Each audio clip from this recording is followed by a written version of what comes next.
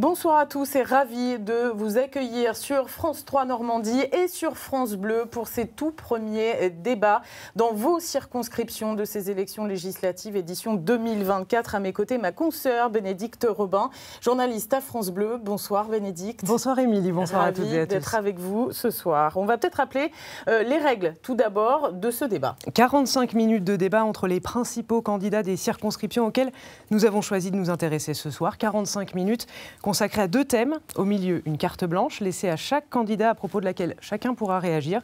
Et enfin, pour terminer, chaque candidat aura 1 minute, pas une seconde de plus, pour conclure et convaincre. Ils ont accepté de débattre ensemble. Donc, ce soir, autour de cette table, nous ont rejoint tout d'abord le député Renaissance sortant, Damien Adam. Bonsoir. Bonsoir, bonsoir madame. Pour les Républicains centristes, Patrick Chabert-Avocat, Rouen candidat il y a 2 ans dans la 3e circonscription de la Seine-Maritime. Bonsoir. Bonsoir madame. Elle est la candidate du nouveau Front populaire, la socialiste adjointe au maire de Rouen, Florence Herouin-Léautey est avec nous. Bonsoir madame. Bonsoir. Et Grégoire Oudant pour le Rassemblement national, ancien des Jeunes Les Républicains. Bonsoir. Bonsoir à tous. Bonsoir à tous les quatre. Merci d'accepter ce jeu du débat. Tous candidats dans la première des 10 circonscriptions de Seine-Maritime. Ils sont 9 sur ce territoire à se présenter. Un territoire que nous décrit en quelques chiffres Emmanuel Partouche avec Laurent Mélin. C'est une circonscription exclusivement urbaine, composée de la quasi-totalité des quartiers de Rouen et des communes de Déville-les-Rouen et Mont-Saint-Aignan. Dans ces villes, un peu plus de 117 000 personnes vivent. C'est l'une des circonscriptions les moins peuplées de Seine-Maritime et qui peine depuis quelques années à retenir ses habitants. Une population plutôt jeune, notamment grâce au pôle universitaire et diplômé. Les cadres et les professions intellectuelles y sont plus nombreuses que la moyenne nationale et par conséquent, les ouvriers y sont moins représentés. Longtemps ancrée à droite, la première circonscription de Seine-Maritime a basculé une première fois à gauche en 1981, puis en 2007 avec la victoire de la socialiste Valérie Fournéron. 2017, Damien Adam bénéficie de la vague macroniste, mais 5 ans plus tard, sa victoire est plus serrée. Il l'emporte avec seulement 66 voix de plus que le candidat LFI Maxime Da Silva. Merci Emmanuel. Alors avec Bénédicte, ce soir on a retenu 2 thèmes en fait. On va commencer par le thème principal de cette campagne. Comme ce fut le cas déjà en 2022, évidemment c'est le sujet qui préoccupe le plus les Français, celui de l'inflation, du pouvoir d'achat. Oui, les prix à la consommation ont augmenté de 0,5% en avril, 2,2% sur un an d'après l'INSEE. On constate que l'inflation ralentit sa progression. Pour autant, les prix ne baissent pas. Toutes les formations politiques qui vont donc de leurs arguments en la matière, de leurs idées, sont-elles pertinentes? Ça va être à vous de décider. On va peut-être commencer par le député sortant, Damien Adam, si vous le voulez bien. Vous prévoyez dans le programme, quand je lis, une diminution de 15%, notamment sur les prix de l'énergie à l'hiver prochain, sur les prix de l'électricité plus particulièrement. Moi, j'ai envie de vous demander pourquoi on ne le fait pas maintenant, en fait. Je tiens à vous dire que nous l'avons fait depuis le début de la crise énergétique. Les prix ont commencé à augmenter à partir de 2020-2021. Tout de suite, on a bloqué la hausse des prix pour permettre aux Français de ne pas avoir à subir trop fortement ces augmentations de prix de l'énergie. Et après, on a effectivement, les prix étant revenus à un niveau plus raisonnable, nous avons pu lâcher ce bouclier tarifaire, même si effectivement, comme vous le dites, les prix ont augmenté par rapport à ce qui se passait avant. Mais les prix vont revenir à des niveaux plus raisonnables, d'où l'augmentation de la baisse de 15% des prix de l'électricité. Mais au-delà de ça, on a mis en place plusieurs mesures durant les 7 dernières années qui ont permis d'aider le pouvoir d'achat des citoyens. Donc là, la baisse de 15%, ce n'est pas une mesure électoraliste? Non, c'est une mesure normale puisqu'en fait, les prix sont toujours calculés sur les 3 dernières années et en 2024-2025, on va pouvoir enlever la dernière année de 2022 qui était très haute et donc du coup, ça permet d'alléger les moyennes et donc du coup de revenir à des prix qui sont plus raisonnables pour tout le monde. Mais je tiens à dire qu'au-delà de ces mesures spécifiques sur les dépenses, nous avons aussi agi sur les recettes. Nous avons supprimé la taxe d'habitation de plus de 650 € par Français, nous avons supprimé la redevance audiovisuelle de 138 €, nous avons également mis en place la prime Macron, la prime de partage de la valeur, où près de 10 millions de salariés en ont bénéficié pour un montant moyen de 770 €. On a mis en place beaucoup de mesures pour aider les Français à avoir plus pour leur argent et pouvoir faire en sorte que le travail paye mieux dans notre pays parce que c'est un sujet évidemment important et essentiel. Pour autant, on peut pas dire qu'aujourd'hui, les Français se sentent, on va dire, soutenus, ou en tout cas, leur pouvoir d'achat reste un sujet extrêmement compliqué pour eux. Vous, au Rassemblement national, Monsieur Oudant, vous avez proposé de baisser la TVA sur l'électricité de Absolument. 20 à 5,5%. Ça va régler les problèmes. Immédiatement. Alors nous, on considère que, alors il y aura le temps des réformes à un moment donné, mais il y a le temps des urgences. Et effectivement, les Français se retrouvent aujourd'hui, à cause des conséquences politiques, des mauvais choix d'Emmanuel Macron. Alors, je vois que Damien Adam, ce soir, est son avocat, mais il ne faut pas oublier la réalité. Aujourd'hui, un Français sur 10 est à 10 € près pour faire ses courses. Et donc, il nous faut des mesures immédiates. Et effectivement, nous voulons baisser de 20% à 5,5% la TVA sur les produits de première nécessité, en commençant... Ça, Jordan Bardella a dit, on l'oublie, nous voulons commencer... sur les produits de première nécessité. Il faudra un audit. On est nous ne connaissons pas exactement la situation économique du pays, malheureusement, qui est désastreuse. Donc nous ferons un audit. l'a dit pourtant. Nous ferons un audit là-dessus. Le rapport du Sénat prouve que vous n'avez pas été tout à fait transparent vis-à-vis des comptes de l'État, mais c'est pas très grave. Ce que nous voulons là dans l'urgence, effectivement, c'est baisser sur les prix de l'électricité, du gaz, du fioul, et revenir aussi immédiatement sur la hausse qui est prévue de 11% du gaz au 1er juillet. Nous l'abrogerons immédiatement. Bruno Le Maire dit que ça coûtera très cher et que ce ne sera pas forcément très efficace, en fait. Monsieur Chabert, vous voulez peut-être réagir? Oui, il y a des choses que je ne comprends pas très bien dans la position du Rassemblement national. C'est d'abord, vous voulez faire baisser les prix de l'électricité, mais vous étiez contre le nucléaire. Maintenant, il semblerait que vous ayez changé d'avis sur ce sujet. Vous avez été contre le nucléaire. Absolument. Deuxièmement... Si Marine Le Pen avait eu des déclarations à un moment donné pour dire qu'elle ne souhaitait pas qu'on ait des nucléaires. Absolument. C'est la gauche et la Macronie, avec, par le biais d'Édouard Philippe, qui ont fermé la centrale nucléaire de Fessenheim et qui ont tout à fait dissous toute notre filière nucléaire, qui fait qu'aujourd'hui, nous nous retrouvons dépendants des énergies étrangères, alors que nous étions à donner on est en train de construire 6 EPR, dont 2 qui sont en train d'être installés. Monsieur Chabert, vous vouliez intervenir? Ça s'appelle le pompier pyromane. Donc j'ai bien fait de poser la question. La preuve, c'est que c'était beaucoup moins clair. Maintenant, je suis très heureux que M. Oudant soit pour l'énergie nucléaire, notamment en Normandie. Mais en ce qui concerne, comment vous allez faire pour financer tout cela? Je veux dire que nous avons une dette en France qui est pharaonique. On reviendra sur les raisons avec M. Adam sur lesquelles la dette est aussi forte. Mais quand même, comment allez-vous financer? Alors j'ai cru comprendre que vous alliez augmenter les impôts pour payer tout cela. Il va falloir que vous nous expliquiez, alors qu'on est dans un pays ultra fiscalisé, comment vous allez fiscaliser de plus les Français? Alors il est certain qu'on va hériter, quand on sera au pouvoir, d'une situation économique qui est absolument désastreuse. Je veux dire, le gouvernement Macron a creusé la dette de près de 1 000 milliards d'euros supplémentaires. On va arriver dans une situation qui est rude. Ça ne sera pas facile, je vous l'accorde. Mais il y a, encore une fois... Vous ne pourrez pas tout faire, en tout cas. Ce n'est pas ce que je dis. Je vous redis qu'il y aura le temps des réformes, mais qu'il y a d'abord le temps de l'urgence. Et le temps des réformes viendra en automne, plus tard, effectivement. Mais l'audit, vous le faites faire comment? Par un organisme privé? Vous allez payer quoi? EY? Vous savez, on a des hauts fonctionnaires. Vous avez cherché à les supprimer, mais on a des hauts fonctionnaires en France. On va écouter Madame Florence Herouin-Léautey, parce qu'on ne vous a pas encore entendu. Moi, je voudrais savoir ce que vous prévoyez de faire, vous, à gauche, avec ce nouveau front populaire, par rapport au coût de l'énergie, par rapport au coût de la vie, en fait. Il y a plusieurs mesures. Expliquez-nous. Il y a plusieurs mesures, effectivement, qui visent à rétablir du pouvoir d'achat, du pouvoir de vivre pour les Français, qui sont aujourd'hui étranglés. La vie n'a jamais été aussi chère que sous le gouvernement Macron. Et nous retrouverons notre boussole de la justice sociale qui permettra à chacun de contribuer à due proportion. Aujourd'hui, 20%. Des exemples concrets de mesures, finalement, que vous voudriez mettre en place, parce que, finalement, comme vous le dites, c'est l'urgence. C'est l'urgence. Il faut arrêter les mesurettes qui viennent compenser. Il faut agir structurellement. Il faut augmenter le niveau du SMIC. Il faut revaloriser les pensions de retraite, parce que les retraités aussi vivent des conditions de vie qui sont particulièrement compliquées avec l'augmentation du prix de l'alimentation, de l'énergie, on vient d'en parler. Est-ce que vous êtes pour le blocage des prix, justement, des produits de première nécessité? Tout à fait. Tout à fait. Et après, alors on nous dit, mais tout ça va coûter très très cher. La dette du président Macron aujourd'hui, elle est de 660 milliards d'euros hors Covid. Donc aujourd'hui, la dette, elle est creusée, elle est entamée. Nous, avec le Front de gauche, on retrouve notre boussole.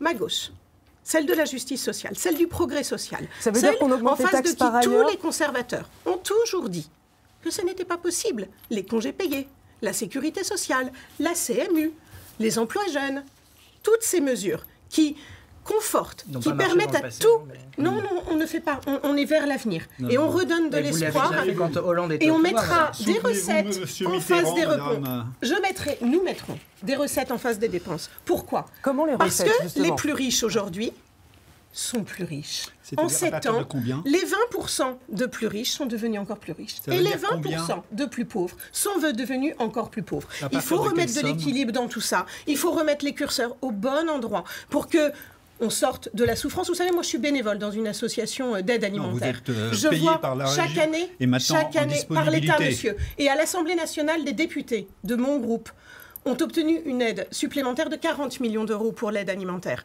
Il y a un sujet de précarité alimentaire. En 2024, il y a des enfants, il y a des gens qui ne mangent pas à leur faim. En 2024, est-ce acceptable? Je me rappelle d'un candidat en 2017 qui trouvait pas normal que des gens dorment à la rue et que sous son quinquennat, plus personne ne dormirait dans la rue. Aujourd'hui, Et on a des gens ne augmenté mangent pas à leur faim. sensiblement le nombre de personnes Donc, qui sont hébergées et qui sont réaccompagnées pour non, se il y a 2 fois se plus de réinsérer. Vous avez SDF, raison de vous monsieur. soucier des Mais compatriotes je tiens à français qui répondre sont quand à la même rue. sur ces éléments de langage du Front Populaire, parce que c'est quand même un peu formidable de promettre d'un côté l'augmentation du SMIC et de l'autre, en même temps, le blocage des prix.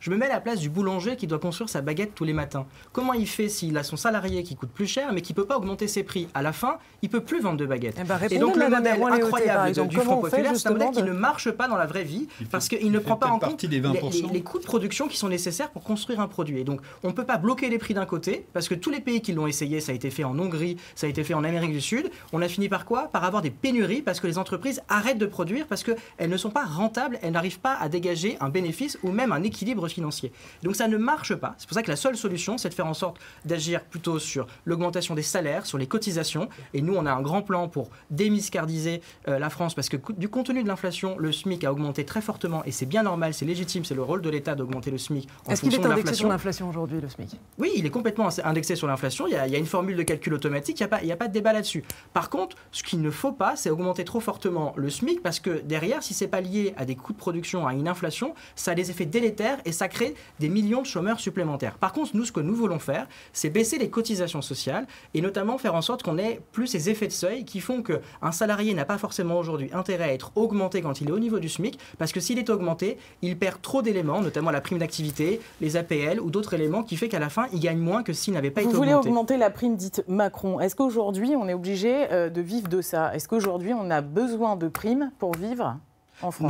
Non, on a besoin qu'effectivement les entreprises, en fonction de leur situation, puissent augmenter les salaires. C'est-à-dire Mais vous- quand vous les parlez entreprises n'ont pas les d'inciter, moyens parce qu'elles sont finalement. en concurrence avec d'autres entreprises ou d'autres économies, il est important qu'on puisse donner des marges de manœuvre. C'est vous Et qui ces l'avez marges de créé, manœuvre, cette concurrence. elles sont données par cette prime Macron qui est sans charge, sans impôt et qui est versée directement. L'entreprise paye 1000 et le salarié récupère 1000. Et donc il y a un plafond aujourd'hui qui est à 3000 euros. Nous voulons le passer à 10 000 euros Ouais. et ça aidera des millions de salariés Non, mais ce que dans je ce pays. comprends Monsieur pas, Chabert, monsieur vous êtes en Adam, retard en temps de ce que parole. je ne comprends pas quand même, c'est pourquoi vous ne faites pas une diminution drastique des charges qui pèsent sur les salaires, et notamment pourquoi cette prime Macron qui vient être un dispositif intellectuel supplémentaire, alors que si l'on diminuait de manière notable l'ensemble des charges qui pèsent sur le travail, on revaloriserait le travail et on permettrait à beaucoup plus de personnes Mais parce d'y que, avoir accès. Monsieur Chabert, au niveau du SMIC, il y a quasiment plus de cotisations sociales. Et donc, il n'y a plus tellement de marge de manœuvre au niveau du SMIC. Compte tenu des allègements qui ont déjà été mis en œuvre, il n'y a plus beaucoup de cotisations à supprimer. Il n'y a Et pas nous que avons le SMIC, finalisé monsieur Adam. les suppressions Il de n'y a pas cotisations, que le maladie SMIC. et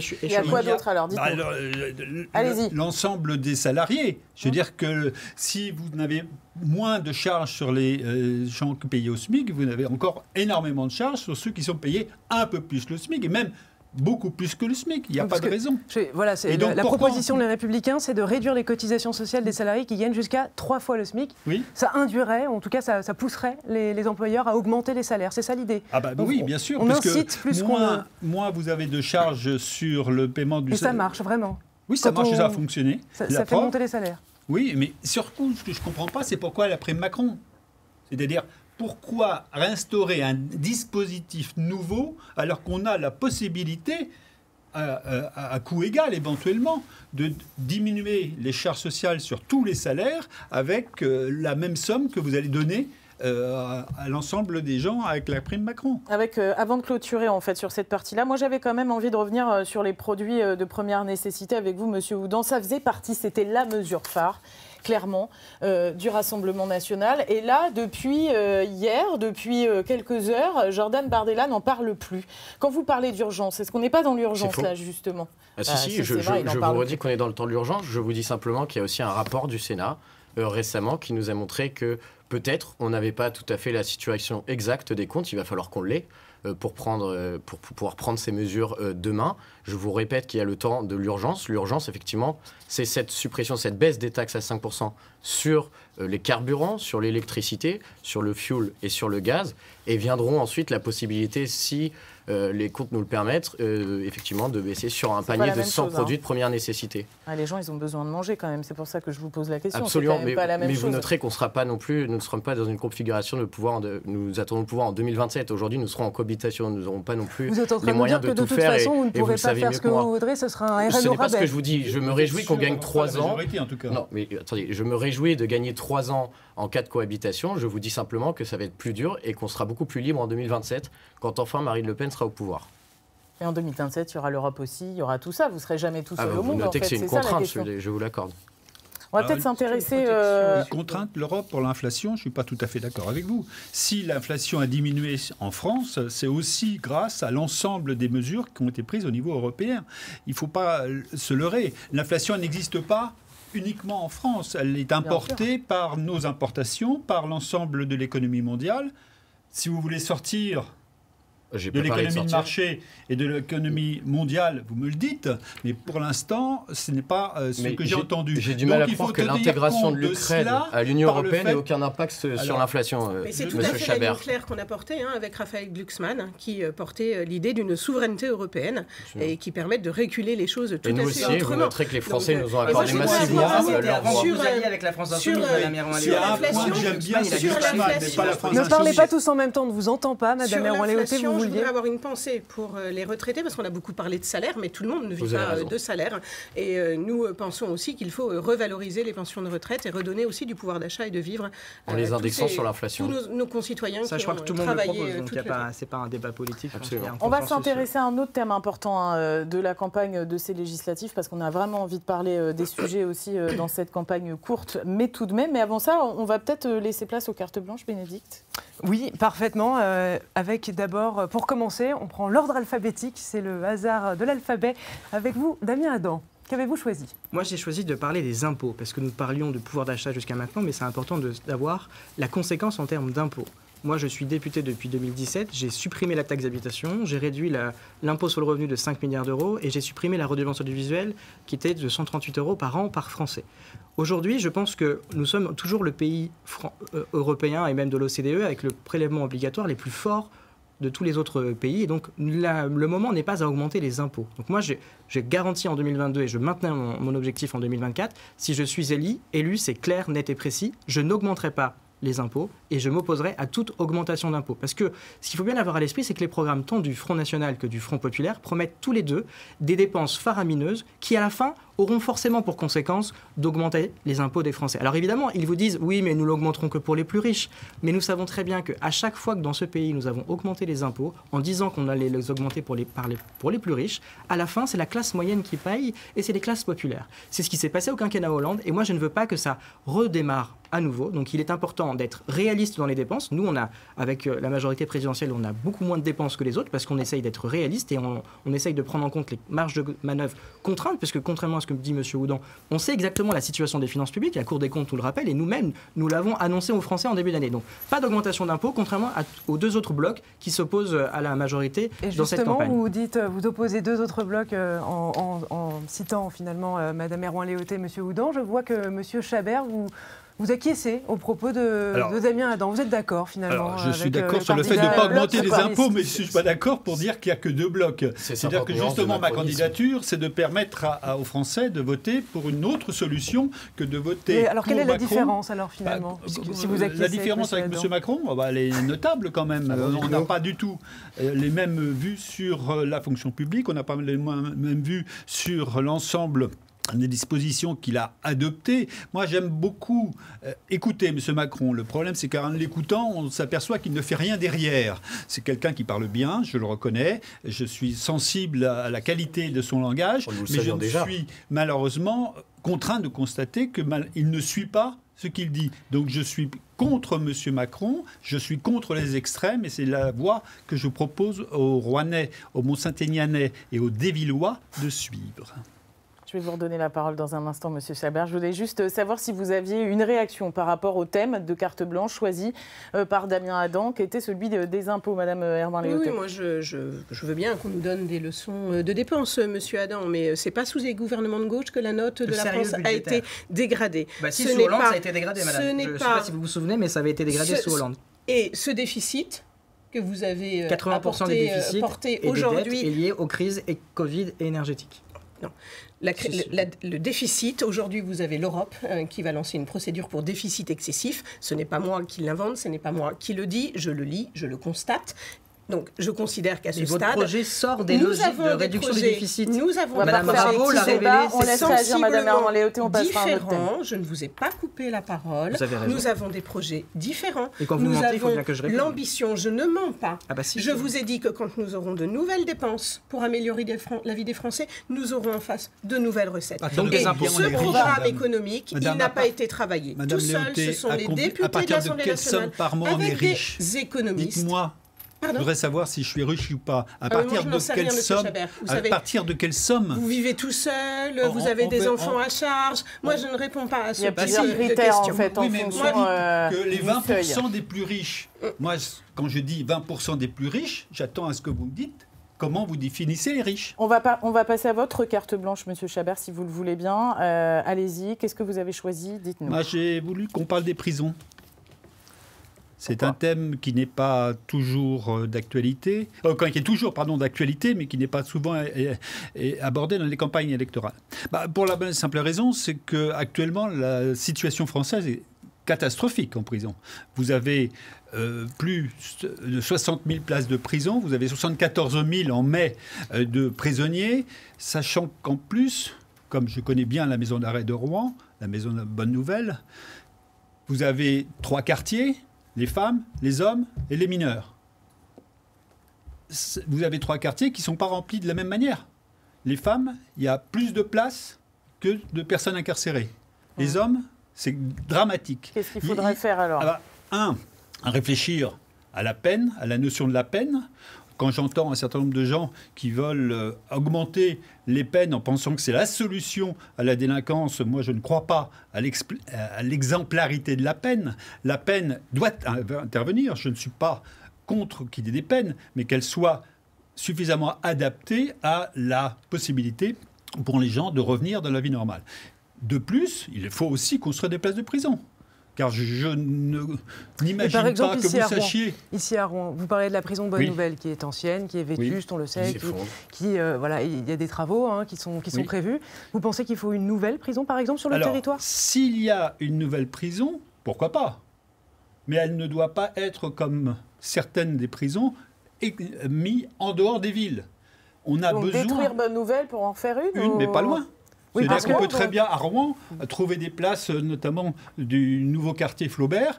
Il y a un projet de possibilité de déplacer la maison d'arrêt de Bonne Nouvelle sur le quartier Flaubert. Il n'y aura pas de difficulté à le faire. Mais surtout, ne mettons pas les maisons d'arrêt en dehors de la vue de nos concitoyens, parce que ça fait partie de la sociologie, les détenus. Et en plus, ça pose des tas de problèmes pour les familles, parce que si vous les éloignez des centres-villes, vous avez des problèmes de transport. Et pour les agents pénitentiaires également. Si vous coupez le lien entre le prisonnier et sa famille, c'est dramatique à la fois pour lui, mais c'est dramatique lorsqu'il se ressortira de détention. Donc je suis pour qu'on modifie les prisons, pour qu'on modifie Bonne Nouvelle. 9 mètres carrés pour 4 personnes, dont 1 ou 2 se trouvent par terre sur un matelas avec un trou au milieu pour ses besoins, c'est pas digne de la France. Et ça fait très longtemps que ça dure. Est-ce que l'un d'entre vous veut réagir là-dessus? Moi, je veux bien effectivement réagir pour parler de Rapidement. bonnes nouvelles et des places de prison. Pour bonnes nouvelles, effectivement, la prison, elle est vétuste, elle est très ancienne, et moi, je considère qu'il faut qu'elle déménage pour qu'on trouve un nouveau foncier, parce que les conditions d'incarcération ne sont plus dignes de la situation de ce qu'il faudrait aujourd'hui. Et effectivement, on a en plus une disproportion entre la place dédiée pour certains publics par rapport aux besoins que nous avons. Ça, il faut la déménager. Au niveau national, nous avons promis en 2017 d'augmenter de 15 000 places le nombre de prisons, le nombre de places de prison dans notre pays. On en a fait plus de 8 000 à ce stade. Évidemment, construire des prisons, ça prend quelques années, donc on est en train d'arriver à la fin de ces 15 000, et il faudra aller encore plus loin, et pour cela, ça nécessite d'augmenter toujours plus les budgets de la justice. On l'a déjà augmenté de 40% depuis 2017 pour construire des places de prison, mais également pour recruter des magistrats et tous les autres personnels qui sont dans le ministère de la Justice. C'est essentiel, parce qu'effectivement, on ne pourra pas régler les problèmes d'insécurité si on n'agit pas, y compris sur la justice. Ok, on va passer à une nouvelle carte blanche. On va On passer n'aurait à... pas entendu ce que disait le Front National sur les prisons, j'aurais bien aimé. Alors rapidement le Front National, parce que si Excusez-moi, on madame. passe 4 minutes sur chaque thème de chacun, on ne va pas y arriver, mais On risquerait d'y rapidement, perdre mais du vous temps, avez mais- raison. Alors d'abord, nous, on s'étonne. On nous avait promis dès 2017, on les a repromis en 2022, des places de prison qui n'ont jamais vu le jour. 8 000. Mais vous savez, si on s'intéresse un tout petit peu à l'univers carcéral et à la population carcérale, vous vous rendrez compte assez rapidement qu'il y a des thématiques qu'on met en avant qui nous permettraient peut-être aussi de parvenir à vider en partie ces prisons. C'est-à-dire mettre les étrangers dehors, c'est cela? Bah, tout à fait. Madame Merouin-Léoté, votre carte blanche, qu'avez-vous choisi comme Alors, thème? ma carte blanche, c'est un sujet qui me tient à cœur, sur lequel je suis pleinement investie depuis 2020. C'est l'école, c'est l'éducation, c'est l'avenir du pays.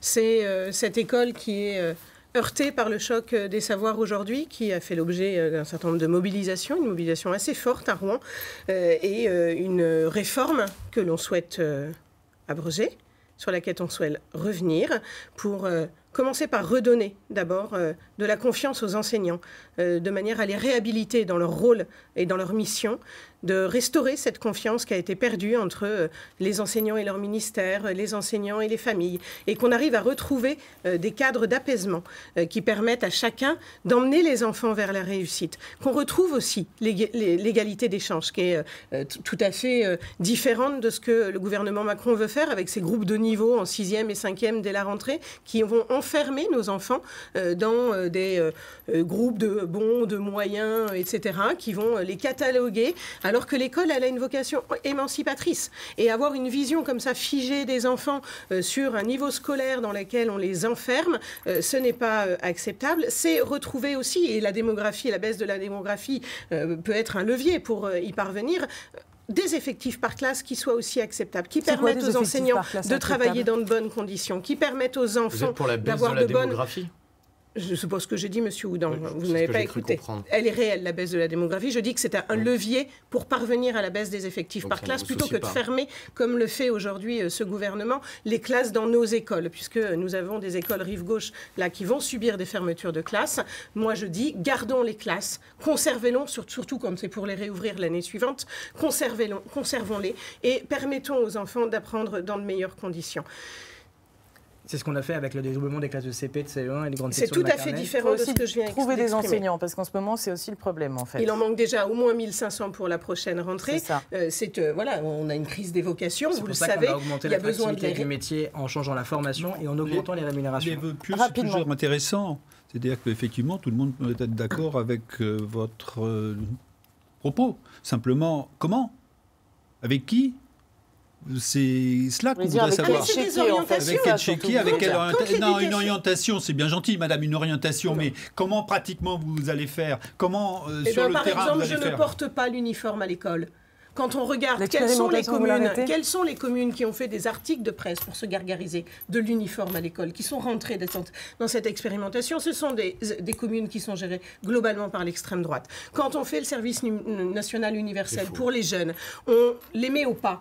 C'est pas ce qu'on attend pour la jeunesse. Moi, j'attends de la mobilité internationale. J'attends pour on a le compris que les jeunes, ils étaient pas au Erasmus. pas, hein, On dans a les porté manifestations. aussi Madame, avec que j'ai fait le Raphaël service Glucksmann. militaire, j'en suis pas mort. Je ne dis pas que Alors, ça tue. on n'en est pas là, mais vous Non. voudriez supprimer le service national universel. Ça, c'est une des mesures du Tout nouveau à fait. Front populaire. Suppression pure et simple. Ou même pas autre chose, juste le supprimer, en fait, c'est ça. Mais C'était renforcer un les possibilités moyen pour les étudiants. incroyable de pour les mixité sociale, lycéens, madame. pour Vous les n'avez pas lycéens. connaissance, vous ne savez pas Et vous cela. avez parlé C'est des un moyen chances. magnifique de mixité sociale. général, on a rencontré, on rencontre tous les niveaux. On laisse finir Mais Madame ce n'est pas le Erwan-Léoté. cas du Après, ce sera dispositif Monsieur actuel, Houdan. Monsieur Chabert. Vous avez vécu un service national qui était obligatoire, dans lequel il n'y avait que des hommes. Oui, Aujourd'hui, on vous avez pourrait un l'étendre aux femmes SNU aussi. qui est facultatif et qui, effectivement, est ouvert aux femmes et aux hommes.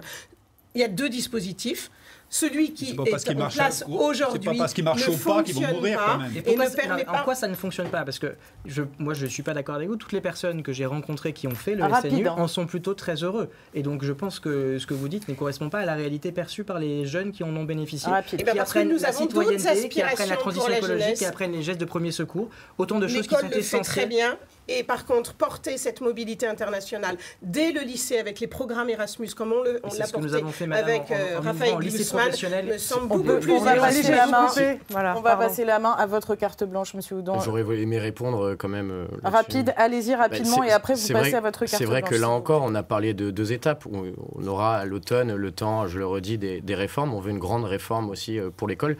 C'est vrai que quand on regarde ne serait-ce que le niveau, voilà, le niveau français, on a chuté dans tous les classements PISA. C'est vrai qu'il y a un problème d'attraction, de vocation, vous le disiez, pour le métier de prof. Alors, il va falloir revaloriser, c'est certain, le métier du professeur. Vous disiez tout à l'heure, je serais curieux de vous l'entendre dire face à face à un professeur qu'il a été augmenté. Je n'y crois pas vraiment, etc. Mais effectivement... on est passé de 1700 Alors, on ne va pas refaire en 2017 à le 2100 débat. Il faut aller euros en rapidement. 2022. Pardon, je suis désolée. Ma carte blanche. Voilà, Ouais, c'est ça. exactement, Alors, s'il vous plaît. J'ai décidé donc de parler d'immigration. Chouette. Oui, mais ça va vous surprendre. Il y a quelques jours, Rouen a été réveillé par l'incendie d'une synagogue, de sa synagogue, par un Algérien de 29 ans, clandestin, et qui avait reçu une obligation de quitter le territoire français. Il a donc décidé de brûler cette synagogue et de s'attaquer à un policier qui, heureusement, a fait l'usage de son arme. J'ai une pensée aussi pour la petite Lola, vous vous en souvenez sans doute, qui avait 12 ans et demi et qui a été torturée à mort dans des conditions épouvantables, à nouveau par une femme algérienne qui, elle aussi, avait reçu une obligation de quitter le territoire français. Alors je pense aussi au professeur Dominique Bernard, mais tout ça pour vous dire qu'en fait, dans ces destins funestes, il y a une responsabilité énorme du pouvoir en place. Ces obligations de quitter le territoire français, elles n'ont pas été exécutées. Si elles avaient été exécutées, ces gens seraient encore en vie. Alors pour l'incendie de la synagogue, effectivement, la personne mise en cause et surtout n'était pas connue comme une personne dangereuse ou délinquante.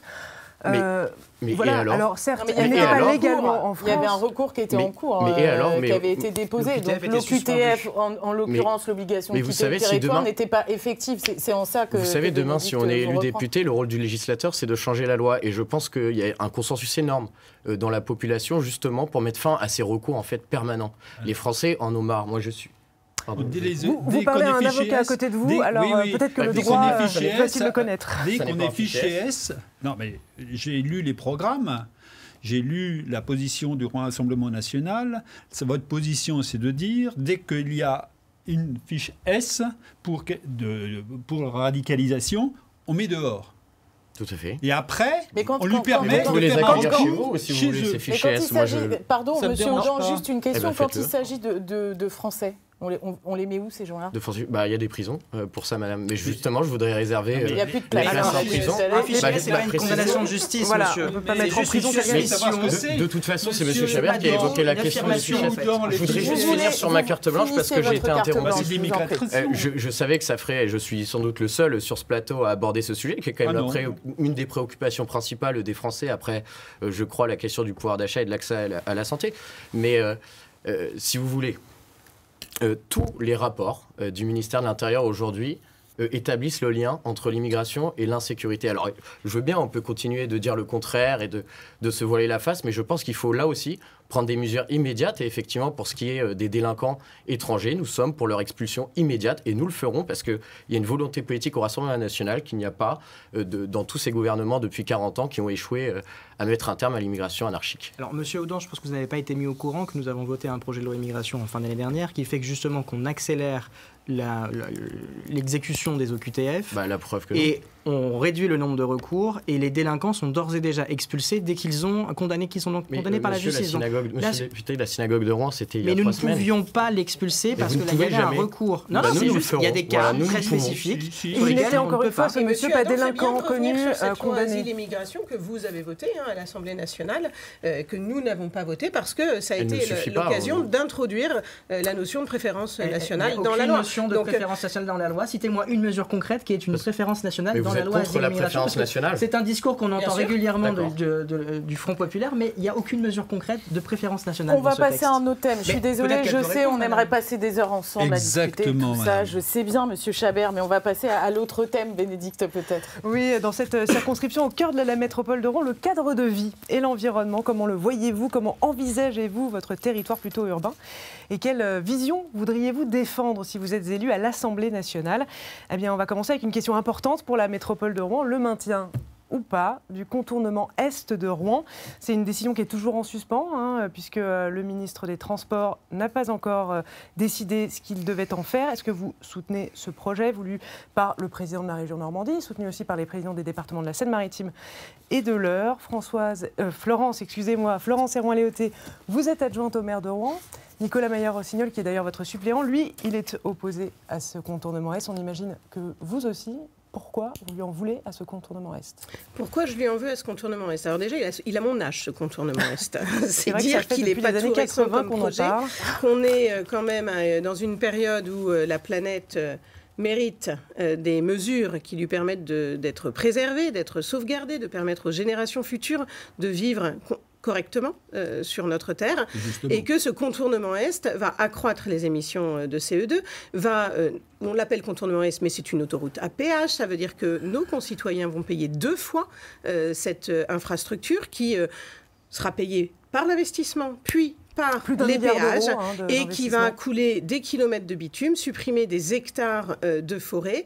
J'entendais qu'avec le réchauffement climatique, les arbres qui absorbent le CO2 en absorbaient 20 fois moins du fait de la sécheresse. Donc vous imaginez les effets. Donc ce Sécheresse, contournement est, exactement. il coûte des milliards d'euros. Chacun tout à l'heure l'a dit. Il n'y a pas d'argent magique et les dépenses publiques, il faut la contrôler. Et donc ça veut sur dire le que sujet, si vous êtes et élu ça c'est un coup de député, cœur vous aussi, êtes contre. c'est le train. Si Le vous rail. êtes élu député, vous êtes contre. Le maire de Rouen est contre. Du coup, ça compromet très, très, très sérieusement quand même, puisqu'il fallait un consensus des élus locaux autour de ce projet. Ça compromet vraiment le projet de contournement est, Damien Adam? Non, parce que si on regarde les choses très clairement, il y a un consensus au département, à la région et même chez les maires de la métropole. Donc effectivement, le maire de Rouen est contre. Là, ce ne serait plus le cas du coup. Oui, mais c'est c'est département, région, c'est tout. Non, je pense que c'est... si on regarde le nombre de maires de la métropole qui sont Et pour le le projet, département de ils l'Eure sont s'est assez désengagé. nombreux. Après, je pense qu'il y a un point qui est important, c'est que les émissions de gaz à effet de serre de notre pays baissent fortement. Elles ont baissé de 5,8% l'année dernière. On est dans la trajectoire pour atteindre la neutralité carbone en 2050. Et on peut mener à bien à la fois le projet de contournement est de Rouen, qui effectivement va créer quelques émissions supplémentaires, mais qui vont être compensées largement par tout ce que l'on fait par ailleurs pour réduire nos émissions. Et donc c'est complètement faux de dire que c'est un projet qui est dangereux pour la planète. Au contraire, c'est un projet qui est nécessaire, parce que quoi qu'il arrive demain, nous aurons toujours besoin d'autoroutes et toujours Moi, je besoin vais vous de dire, routes, parce qu'on aura monsieur toujours des Adam, voitures. C'est une Vous Même, avez des même chefs si le maire de d'entreprise Rouen veut s'en en séparer, danger. les voitures, la réalité c'est qu'on aura toujours besoin de Monsieur gens Adam. qui viennent en voiture et qui viennent C'est travailler. la et qui viennent profiter non-assistance du à service. personne en Vous danger. avez des C'est chefs de la d'entreprise qui non-assistance à s'installent personne en danger. régulièrement sur notre territoire. Oui. Toujours, ils finissent par nous dire, mais qu'est-ce que c'est que cette ligne de train qui n'est pas régulière, qui n'est pas efficace, qui a toujours du retard, dans lesquels on est Mais on bondé. est d'accord, madame. Mais jamais un chef d'entreprise ne nous a dit il manque une autoroute à péage autour Vous rencontrez pas Ah, la vous FLTA, rencontrez- parce qu'il y a de nombreux Voilà, chefs d'entreprise qui n'attendent que ça, quel contournement est. Allez Monsieur voir la Chabert, CCI, et après, allez voir monsieur le Houdan. MEDEF, vous verrez ce qu'ils disent. Rapidement sur le Donc, sujet. rapidement sur le sujet, je dis que c'est la non-assistance à personne en danger, ce refus du contournement Est. Vous savez combien il y a de morts de plus par an du fait de la pollution atmosphérique? 110 40 000. personnes. 40 000 décès Oui, prématurés par mais an. sur l'ensemble de pas de Rouen. Et le contournement est augmente. Pas sur Rouen. Et ce Oui. contournement-là, ça Bah, ferait moi, je du parle coup, de moins 110 pollution personnes sur Rouen qui meurent à cause de la pollution atmosphérique. Je dis simplement que si vous augmentez, je l'ai dit et écrit à multiples reprises, la pollution sur le trajet de l'autoroute, ça diminue fortement la concentration de pollution sur Rouen. C'est ça qu'il faut comprendre. C'est-à-dire que malheureusement, Rouen, du fait de sa forme de cuvette, récolte un certain nombre de pollutions. Mais ça veut dire que pour vous, le trafic routier, c'est l'avenir. Alors, il n'y a pas d'autre alternative et les autoroutes continueront dans l'avenir à être au cœur de notre transport. C'est une question. Les voitures, c'est la région que je connais bien, puisque le président de mon parti, Hervé Morin, est président de la région, fait le nécessaire au maximum pour pouvoir augmenter le trafic de train. Je ne dis pas c'est le contournement ou le train, je dis c'est le contournement et le train. Les deux. Monsieur Oudant là-dessus. Moi, si vous voulez, je pense que d'abord, il y a un très large consensus auprès des populations intéressées et concernées par ce contournement Est. Alors oui, c'est vrai, Rouen, c'est un bassin d'emploi, mais c'est aussi un lieu de transit vers la mer, etc. Et nous avons besoin à tout prix de ce contournement qui, depuis des années, est perturbé alors, par des associations parfois de gauche, anarchiques, qui viennent détruire, qui viennent faire des mobilisations pour tenter de mettre un terme à ce chantier, mais j'espère en tout cas que il n'y a pas de chantier et ils n'ont rien détruit jusqu'à présent. On est d'accord, merci de rétablir la vérité. Et puis la vérité quand même de ces... Mais donc vous êtes favorable à ce contournement Est et vous le resterez. Absolument. Bon, on arrive au terme de ce débat. Je suis désolée de vous brimer là-dessus. Avant de vous laisser le mot de la fin à chacun, sachez que pour être complet, tout à fait, 5 autres candidats se présentent dans cette première circonscription de Seine-Maritime. La préfecture a choisi de les afficher de cette manière. Monsieur Christian Savé, Reconquête. Monsieur Richard Vaquet, Divers Gauche. Bénédicte. Marie-Hélène Duverger, Divers Extrême Gauche. Valérie Foissé, Extrême Gauche, investie par Lutte Ouvrière. Et Jody Orchol, Divers Centre. Voilà, vous avez plus maintenant qu'une minute chacun pour convaincre. Et cette fois, on commencera dans l'ordre alphabétique inversé. C'est avec vous, Grégoire Oudant. Vous avez 1 minute. Chers amis, nous y sommes. Nous sommes à l'heure des choix. Voilà, nous allons avoir le choix entre reconduire ceux qui, depuis 30 ou 40 ans, ont créé toutes ces politiques désastreuses, vous ont conduit au pied du mur de l'inflation, qui, depuis des années, ont battu des records d'immigration légale et d'immigration illégale, qui ont des conséquences sur votre quotidien, sur votre sécurité, sur votre pouvoir d'achat. On a une occasion peut-être unique dans le pays, enfin, de mettre un terme à ces années de politique. Et puis, je vous invite à nous faire confiance. Vous l'avez déjà fait à l'occasion des élections européennes. Continuez de le faire. Vous avez une arme qui est inestimable, c'est le vote. Alors, je compte sur vous. Allez voter le 30 juin. Florence Hermann-Léautey, c'est à vous. Je voudrais revenir sur la gravité du moment que nous traversons. L'extrême droite est aux portes du pouvoir. Et je serai la digue. Je suis la candidate qui sera la digue pour l'empêcher de l'emporter. Je serai à l'Assemblée nationale une démocrate de combat. Je serai utile à l'ensemble des Villois, des Villoises, des Mont-Saint-Agnanais, des Rouennais, pour porter haut et fort les couleurs de la gauche de la justice sociale, du progrès social. Le 30 juin, le 7 juillet, vous pouvez compter sur moi. Monsieur Chabert. Mesdames, Messieurs, l'heure est grave. En tant qu'avocat, attaché à notre état de droit, je ne pouvais rester insensible et étranger au péril que nous avons devant nous, avec les extrêmes qui se présentent, qu'ils soient de droite ou de gauche. Je ne partage pas la position de M. Macron. Je trouve que ce qu'il a fait pour dissoudre l'Assemblée nationale est un risque très important pour l'ensemble des Français. Je pense que vous avez en notre candidature une voix au-delà contre Macron, mais aussi pour éviter l'arrivée de la droite ou de la gauche extrémiste au pouvoir. Donc, pour les centristes et les républicains que je représente aujourd'hui, je vous demande de voter pour nous. Et pour finir, Damien Adam. Merci beaucoup. Merci à toutes les personnes qui nous ont écoutés ce soir. Le 30 juin et le 7 juillet, les Français sont face à à leur histoire et face à leur avenir. Ils devront choisir soit le Rassemblement national, soit le Front populaire dominé par les Insoumis. Ce sont leurs projets, ce seront les Insoumis qui demain domineront le groupe à l'Assemblée nationale. Soit le troisième choix, la troisième voie, c'est le bloc central dont je suis le représentant. Je connais le comportement des Insoumis, de la gauche NUPES depuis 2 ans à l'Assemblée nationale. Je vois bien à quel point ils font du mal à notre pays, à quel point ils laissent la place aux antisémites, à ceux qui aussi frappent leurs femmes, même si Adrien Quatennens a été finalement démissionné de cette candidature aux élections législatives. Faites le choix de la confiance, faites le choix du sérieux, faites le choix de ceux qui ne vous racontent pas monts et merveilles, mais qui essayent de vous dire la vérité, qui sont sincères et qui essayent de faire les bons choix pour vous. Faites le choix de députés de la majorité que je représente le 30 juin et le 7 juillet pour vous représenter pour 3 à 5 ans de plus. Merci à tous d'avoir participé ce soir à ce débat de candidats dans la première circonscription de Seine-Maritime. C'était le tout premier de la soirée, ce débat. Bénédicte, on reste ensemble parce que les législatives, ça continue en Seine-Maritime cette fois avec un débat sur la 4e circonscription de ce département d'ici quelques minutes seulement. À tout de suite.